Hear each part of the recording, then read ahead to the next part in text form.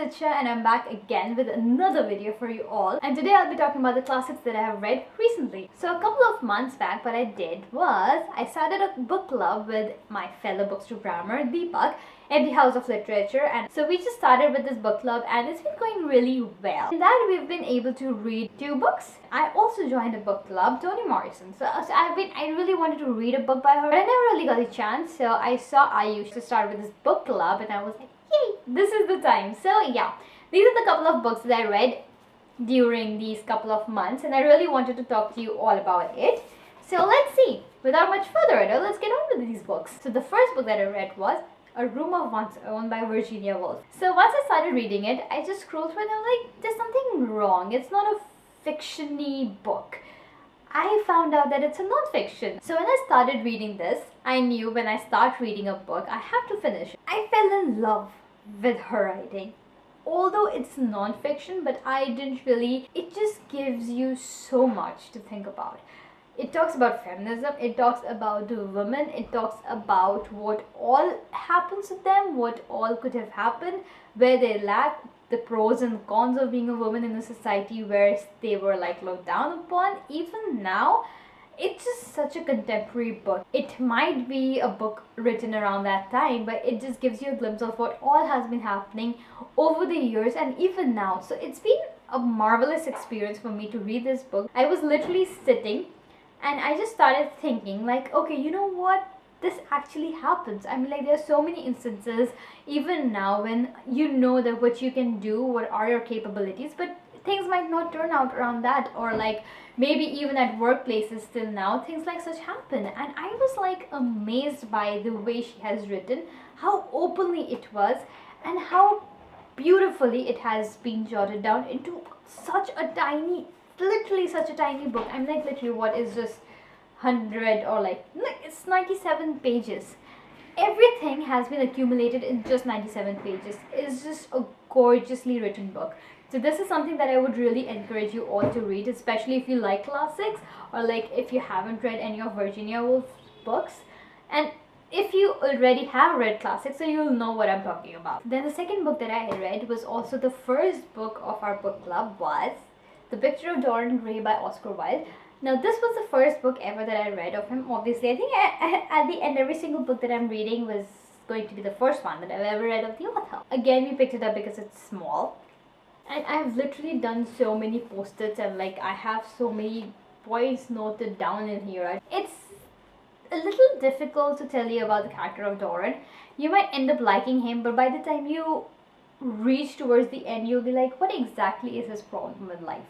It just, he's so obsessed with himself. He's so obsessed with his, not with the word beauty, the entire thing about beauty. I mean, like he tries to locate beauty in every single thing, be it his life or like his inspiration or like this girl whom he really liked, and then he ends up going to places after places, and how this picture, this portrait that was made for him or like made of him, it just, he was trying to relate his life around that. You will think that there is some symbolism between that portrait and Dorian's character, but there actually isn't anything. It's just his psychological issues that used to go around and like rotate around his entire life force, and that was like really gripping because you know, you being a reader, you'll understand, okay, you know what, this is where the flaw is, but he being a character is not being able to understand, and you try to tell him that, okay, this is where your fault is, just try to work on it and you'll have a happy life. He ends up being a very sad soul. I didn't really like that, but it's just the entire atmosphere of the book, and there is so many things to think about. Weirdly, there's just main characters, you'll end up thinking is like just what, how many? 3, 4 maximum. And the story just evolves around Dorian's character. It's just really difficult to tell you about this book because this book is itself in a very complex way. Like, it's been written in a very complex manner, but when you think about it, you have to analyze things all by yourself. This is a really good read for those who would love to read contemporary classics. Then I read, so this was The Great Gatsby by F. Scott Fitzgerald. I always end up pronouncing his surname pretty wrong. So, okay, I didn't really enjoy this book. Don't know why. So it was going really well. The first half was amazing. By the time it reached the second part, I just didn't like it. Like, did not like it. I wanted to keep it down, but I couldn't because I had to finish it.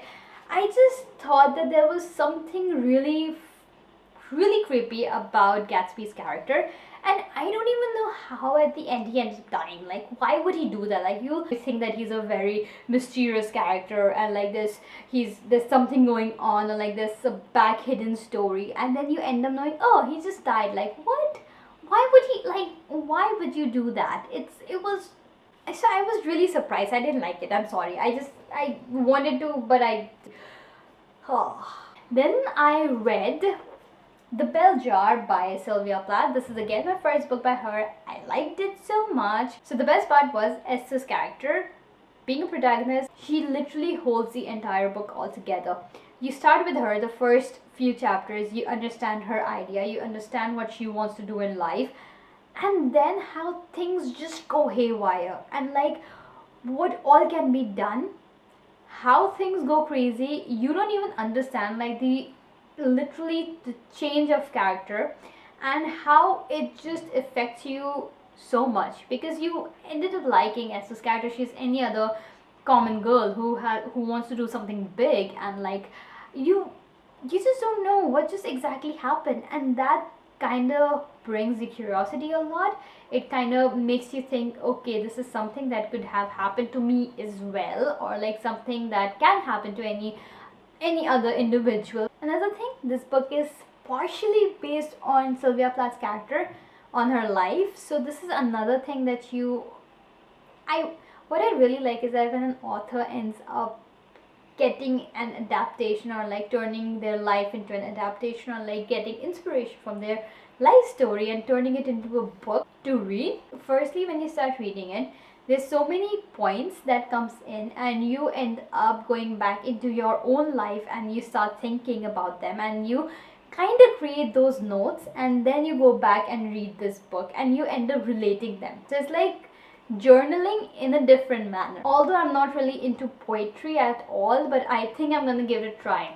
Sylvia Plath's poetry books, maybe. Let's see. So then I read Toni Morrison's Love. This is a story on friendship between Heed and Christine. So this story kind of revolves around Bill Cosby's life. He's a huge billionaire in a way. He has a hotel, and it's like one of those famous posh hotels, and everything comes around over there, the big parties, the small ones. You just know everybody over there, be it celebrities or everything, and what all things go underneath, and what all you learn about this hotel. And I also read The Home and the World by Rabindranath Tagore, but this is something really personal to me, and I don't think so I'll end up talking about much. But yeah, I'll be giving it good stars, that's the thing. And I would really encourage people who are really into reading classics to give a try to this one. So yeah, these were the books that I read in terms of classics and contemporary classics, and I really enjoyed them, and I think I'm going to start reading classics all the more. I've picked a pretty good amount of them, so let's see what happens. Thank you so much for watching this video, and I hope you liked it and enjoyed it. Do subscribe, even if you didn't, still subscribe and like, and I'm gonna be back again with another video soon. Till then, bye bye!